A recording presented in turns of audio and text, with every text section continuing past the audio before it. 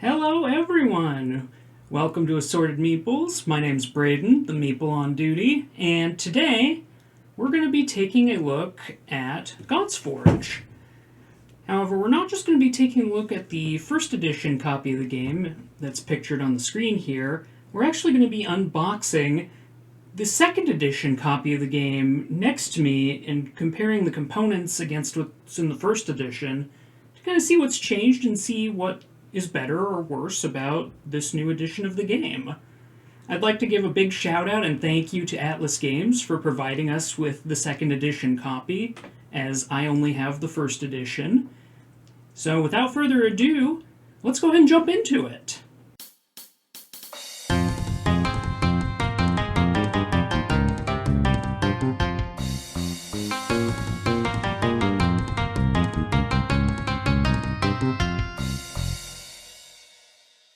Alright, we've got our fancy box over here.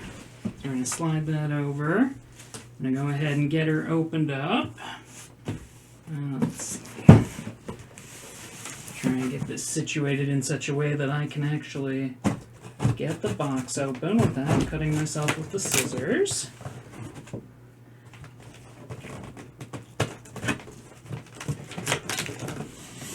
Alright, so we're getting her opened up here. It's actually kind of interesting how I discovered this game initially. I was at Gen Con in 2021, and I'd actually gone over to the Atlas Games booth to look at another of their games. I believe it's called Dice Miner. And unfortunately, they were out of stock on that game. But they still had copies of Godsforge. So, since I was already over there, figured, hey, why not? Let's do a demo. And I actually really enjoyed the game. Enough so that I knew it was going to be an instant hit with our group. So I went ahead and purchased my own copy. Alright. So what we've got here, we've got a few things. We actually got the expansions with this, which is pretty awesome. And we've got our second edition copy of the game. So we'll put the expansions aside here, but I had it right the first time. And thanks to the wonder of editing magic, this is what was in the box. We got a second edition copy of the base game, and Atlas was also nice enough to send over the two expansions that came out with it, which we've got Return of the Dragon Gods, and we've got, what do we got here? Twilight of the Great Houses. Unfortunately, I have not had the pleasure of playing these yet, so I don't have a lot of first-hand experience to offer on how their gameplay works, other than I know that they allow you to have a maximum of 6 players instead of the traditional 4, and that they add new cards and mechanics in to spice up gameplay and change things around a bit. They can be played either individually or together, or not at all. So you can kind of mix and match how you see fit to get the Godsforge experience that you're really looking for out of second edition, which I really appreciate. First edition can sometimes feel a little stale because it does tend to play the same type of way over and over. Not something you notice terribly often just because the games are that quick and everybody's turns take place at the same time. I've got a link in the description below that kind of covers the specifics of how a game of Godsforge works. But overall, we've got a lot of stuff to look at here. We're going to set these expansions aside, and we're going to keep second edition over here, and I'm going to bring first edition on over, and we're going to take a look at some of the differences and similarities between the games, just kind of see what's changed here with the new edition. Now, this ran on Kickstarter not too long ago, and it got fulfilled earlier in the year, so this has not been out terribly long as far as second edition and expansions. If you've already got a first edition copy of the game, it is also cross-compatible with the expansions, so do not under any circumstance feel obligated to pick up a second edition base game if you've got the first edition. There are some updates to the rulebook that clarify things a little more and make things a little easier to understand with specific card interactions. but you can just grab the PDF if there's a need for that. Atlas was very good about making sure that you didn't have to do a bunch of repurchasing, which I really appreciate. Now, speaking of things I don't appreciate, these seals on the box. They've got these little plastic seals kind of blocking off the bottom from the side so that the box doesn't open in transit, which I totally understand. I always worry about these things, though, because under the wrong conditions or if something should go wrong, sometimes they peel the box, which I don't like because I like being able to see what the box is supposed to look like. I like, obviously, having it as eye candy on the wall behind us. So, fortunately, these are actually cooperating. They're actually coming off pretty nicely, so props there. Alright. Now that we've got that all done, let's see what we've got here in 2nd edition. I'll just put this off to the side here. Alright, and I'll open the 1st edition box too. We've played this game a fair bit on our Twitch streams, twitch.tv/assorted_meeples, if you'd like to follow us there. And we've got a few things to kind of take a peek at here. So we have our rulebook on top. I'm sure this one is somewhere. So we'll put that there for now. So let's take a look at the boards first. I'm just going to pull these from the box. These look like they're pretty much the exact same. So no change there. Awesome. I have no problem with that. The board was very well configured for gameplay to begin with.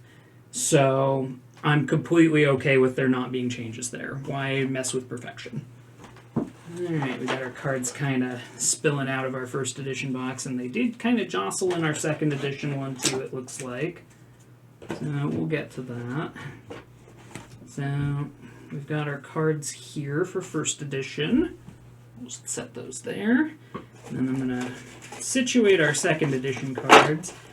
I do appreciate that these are not in these terrible tight binding plastic wraps that you have every chance of bending your cards all out of shape, but I do kind of wish that there was a way to better secure these.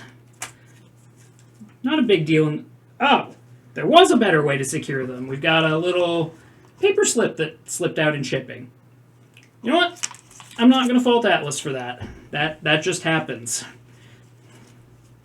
The cards themselves, we'll get a few of them out here, seem like they're pretty similar in nature and design. I don't see anything super tricky about them. I mean, spells seem like they're designed kind of similarly. Our constructs look pretty similar. I don't think we've got anything super tricky here as far as what's different. So I'm going to go ahead and set these to the side for now. The actual card designs seem pretty similar. The card stock also pretty similar. I'm not feeling a lot of differences.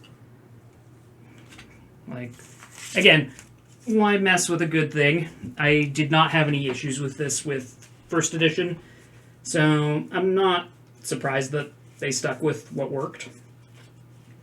Actually pretty pleased with this overall.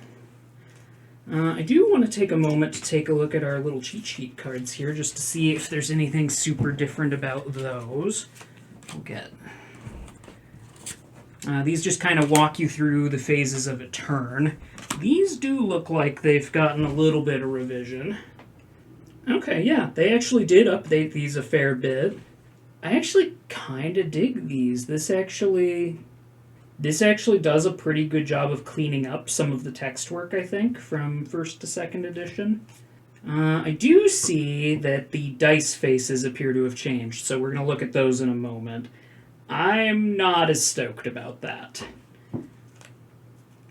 I get what they were kind of going for here, because my understanding was that the dice faces were meant to resemble different elements or represent different elements. But, I don't know. Our group kind of agreed that this created more confusion than it actually helped. So I'm going to go ahead and say that that's not a positive, even though pretty much everything else on this card seems to be a good change. So pretty happy with the decks overall. I'll go ahead and just set these aside for the moment. And let's go ahead, since we're talking about the dice, let's have a look here. Oh, jeez. Okay. Alright, so let's get these out here so that we can kind of see what we're dealing with. I do like that there's a black die to be kind of handed out if someone gets an extra die. I do think maybe we needed more than one. We have had cases where multiple people have had extra dice. It would have been nice to have 2 or 3 of those. But it doesn't come up super often. It's not a huge deal. Okay, I see. So taking a look at the dice here, the big things they changed were on the 1 and the 6, which was a little harder for me to kind of grok with the cards here, but that makes more sense. I maintain that this is too cute, but having the Veilstone on the 6 and the kind of the Sunburst on the 1 to remind you that it's a wild and that you get a Veilstone if you don't use your 6 to craft. Okay, I understand what they're going for. I maintain my opinion. I don't think that that was a great change, but I understand why it was done. I would not personally have made that adjustment because I didn't have any problem following the 1 through 6 model, but then again, we're one play group and we're a pretty seasoned play group, so I could understand if other groups were running into some difficulties with things like that. So totally get it. I'm not gonna create too much of a stink over that. That's pretty understandable. Alright. Veilstones, which I'll get out in a moment. I'll get out these other dice so we can kind of see what we're doing. Oops.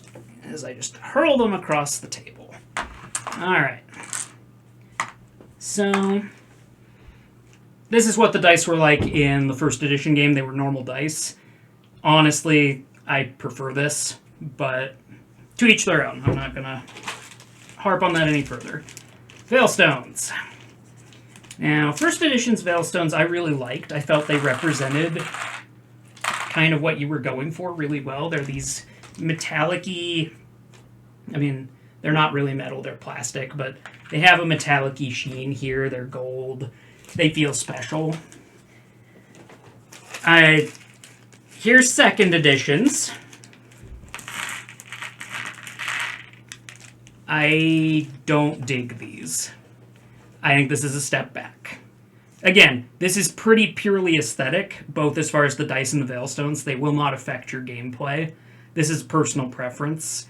But, again, I just don't think that these translucent plastic yellow Veilstones look as good. Like, they don't evoke the same feeling of, oh, these are important and special that the other Veilstones have.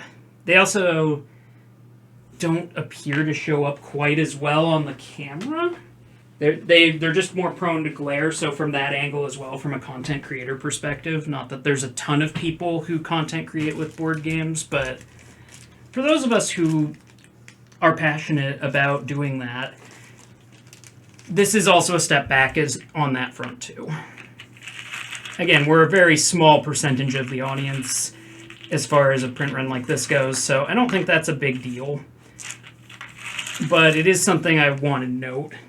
And I know it seems like I'm harping on the things I don't like a lot, but in all honesty, I suspect this is going to be one of the only areas of the second edition where I'm honestly going to have something negative to say.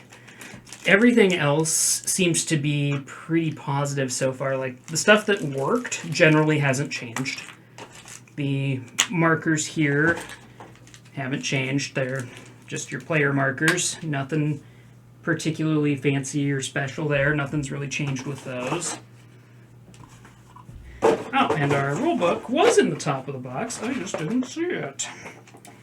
So, as you can see here, we've got Godsforge 2nd edition. Let's see. I'm just going to flip through a little bit here. Okay, they updated some things to kind of reflect the new look and feel of the game, as is understandable. And I'm going to move this so I can kind of have my first edition book here to compare against. The overall layout of the book feels like it's very similar. I'm not seeing any significant changes on the first several pages until we start to talk about Veilstones. And credit to the second edition book here. Second edition book shows you Veilstone cards when talking about Veilstones, or spell cards that use Veilstones. First edition went with the creations, but not a lot of creations use the Veilstones. Like, usually dice are good enough, particularly in the early game. So I like that they kind of leaned in on that, while also giving you the creation ones here to kind of showcase that both can work that way. Oh, the second edition one. Oh, that's a spells page. Veilstones ends there. Apologies. Sorry, this is my first time actually looking at the paper books side by side, so if I stumble a little bit over them, forgive me. Oh, this section on spells, I think is new. This is a much better place to put spells, actually. So yeah, second edition book, better organized. Love this. And then we have our phases, our upkeep, our forge roll, our reveal, and our attack phase. Nothing really changes here. This is so much better organized. Yeah, kudos here. This is excellent. Second edition's rules, better organized. They show off different types of cards kind of all together so that you have all your information in one place with that. Fantastic. No complaints there. All right, I'm going to pick these up, and through the magic of editing again, we will take a look at what's in the expansion boxes. All right, expansions. Now here's where the real meat and potatoes of what second edition can do comes into play. We'll take a look at Dragon Gods first. It's the less complicated of the two expansions. All right, so we've got a nice little rule book here. We've got our fifth player, bright green. Very cool. And a little marker for them. A modest handful of extra Veilstones. Alright, and that's a lot of new cards. I love the art on these. The art in this game is very well done. Like, it's a style that is very specific to this board game. And wow, they really leaned in and went a few other directions with it. Like, you're not just making constructs necessarily anymore. You're also getting access to other entities, like the Feywood Packmaster here, who I'll put up front and center. That's super cool. We got unicorns. We got fairy dragons. This is awesome. I am stoked to give this a try. Let me take a quick peek at the rules here. See if there's anything that we need to know here. Upgrade cards. During the reveal, when you play a creation with an upgrade ability, you may spend a Veilstone and place it on that creation to gain the listed effect while the creation is in play. You may use either a Veilstone you've saved or one you've gained this round. You may only do this one time when the creation is played. Each upkeep, if a card has an upgrade ability, you may place one of your Veilstones on it to gain the listed effect. You may do this once per card per upkeep and stack the upgrade benefits over time. Oh, geez. Okay. Upgrades are pretty clearly identified on the cards where they're allowed, like here. The upgrade is right here on the card, so very easy to tell what's got an upgrade, and it can make things pretty scary over time, which pretty awesome. I'm a big fan. I like that mechanic a lot. They also have an advanced setup rule here that I think solves one of Godsforge's biggest problems, which is it's very easy to get a dud hand out of 4 cards. Even with the ability to discard 2 during your upkeep, that still only gives you access to 6. After players are comfortable with gameplay, use this setup to give more options in your starting hand. Deal 10 cards to players instead of 4. Look through them and keep 4, then shuffle the remaining 6 back into the deck. If you're playing with the Twilight of the Great Houses expansion, choose which side of your Great House card to use after looking at your 10 cards. Okay, so you can't just stack your hand to work with the house mechanic in the other expansion here. So that's good to know. But yeah, this is all net positive. There's a lot of cool things here. There's more to do with your Veilstones, which makes them considerably more important than they already were. And they were already really important for crafting cards and manipulating your dice. So this is kind of a big deal, actually. This adds a lot more depth that I think we've been looking for out of Godsforge, so I'm super excited to bust this out. But now that we've kind of seen what's here to be offered, we're going to stick this over to the side, and we're going to crack open Twilight of the Great Houses. We're going to see what that's all about. Twilight of the Great Houses, we got a rule book, which we'll look at in a moment. Orange is our last player. Very good. I do like that the green and the orange were picked here. They are, the orange more so than the green, different from the other colors. I'm worried with all the blues and greens and whatnot. I do wonder if this is going to create some issues for colorblind people, but I'm not as knowledgeable on that. I know red and green are kind of problematic, and there are other combinations of colors, so you also let me know in the comments whether these are off enough in the shades that it's going to be, whether it's going to be a problem or not. Let's see, more Veilstones. The cards. Give me the cards. Alright. Ooh, Agent of Chaos. That's a heck of a card to lead with. We'll just put that there for leading. And I'm gonna... Okay, here are the Great Houses. And then we're gonna get some of these other cards out here to kind of showcase what's in the...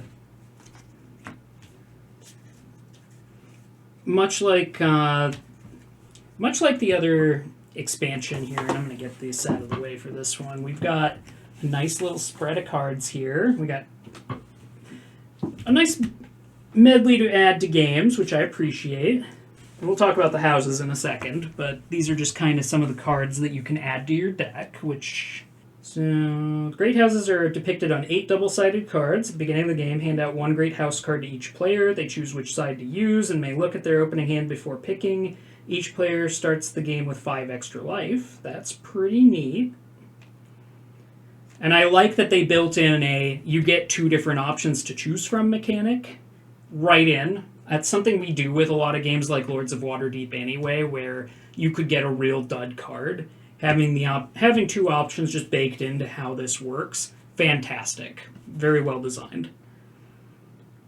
Shared houses. Players may share a Great House card with one player using one side and another using the other. Neat. Allied houses. Choose 2 Great Houses for each player. Joined as a temporary alliance. Start with 35 or 40 life, going over the normal life cap of 30. Alright, I'm sure that's plenty crazy. Lose life cards. Okay, lose life cards can't be affected by damage prevention, otherwise they work like damage. Cannot play creations. You can play a creation if you play a spell that lets you play another card, but otherwise no. Alright, and +1 player. So there's not really a lot of overlap between these like I thought, because I grabbed the wrong rulebook earlier. These are very much their own standalone thing, so if there's one expansion you really like and one you really don't, you can literally just take one expansion, mix it in, and call it good. That's actually pretty awesome. I like that. So now that I've had my chance to take my first look at these expansions and see what's in the 2nd edition box for the first time, I'd like to kind of offer my final thoughts here, and that's that I really appreciate how much work went into 2nd edition to really kind of sand off the rougher edges of 1st. 1st edition's Godsforge was already an excellent game just out of the box. It's something that is easy to understand because it plays very similarly. It is something that I would be comfortable playing with members of my family, even younger members of my family, just because of how straightforward it is. And the fact that it's so wild and chaotic and everybody gets to do their own thing at the same time means that you don't have to spend time waiting for your turn to come around or waiting for someone else to get through their move unless they have a particularly difficult forge roll. Otherwise, you just play, and that's really great. A lot of board games suffer from just analysis paralysis where you end up in these deeply complicated situations where you just cannot puzzle out what the best move is. You don't really have that in Godsforge. Like, you have your 4 cards in hand, you have the dice that you have to work with, and you come up with a plan from there. It's pretty solid. I also appreciate that 2nd edition, one, reduced the depth of the box. This is a notably shorter box by comparison. I'm going to move these guys out of the way for a moment. But you can tell that 2nd edition's box is at least half an inch, maybe 3/4 of an inch shorter. It is also still the same size, length, and width. So that's still nice. I do appreciate that everything kind of lines up with the expansions here for 2nd edition to be the same depth.